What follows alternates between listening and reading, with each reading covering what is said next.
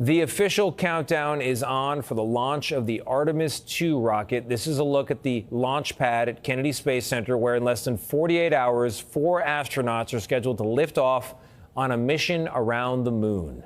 Much has changed in this country since the last moon mission, but much is not. Here's senior national correspondent Mark Strassmann. Maybe the crew of Apollo 8 saw the moon as their escape from 1968. Vietnam had America ruptured. The shootings of MLK and RFK were scaring and scarring. Our country needed something unifying. Sound familiar? We are back in the moon game, and that's going to be exciting. Jeffrey Kluger, Time magazine's editor-at-large, wrote a best-selling book about Apollo 8, the first trip beyond Earth's orbit to another world. What are the parallels between Apollo 8 and Artemis II? The stakes feel equally high. The excitement feels equally high.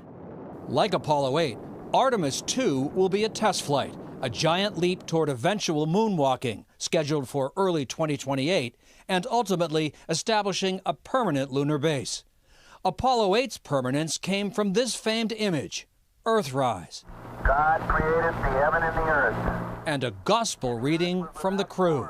It was Christmas Eve. And God bless all of you on this good earth. Someone messaged the crew, "Thank you, Apollo 8.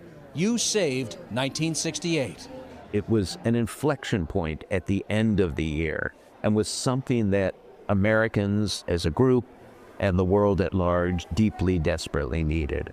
Among the first for Artemis II, Let us know if you get stuck. the first moonbound black astronaut, Victor Glover, about to launch from another polarized America. That, to me, is another measure of success. How many of us can we bring together? After more than 50 years, NASA's resetting the clock on moonshots.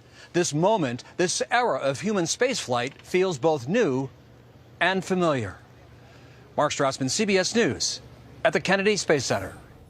Mark, thank you very much. If all goes as planned for NASA this week, I will anchor a special report from the Kennedy Space Center on Wednesday, starting at 6 p.m. Eastern.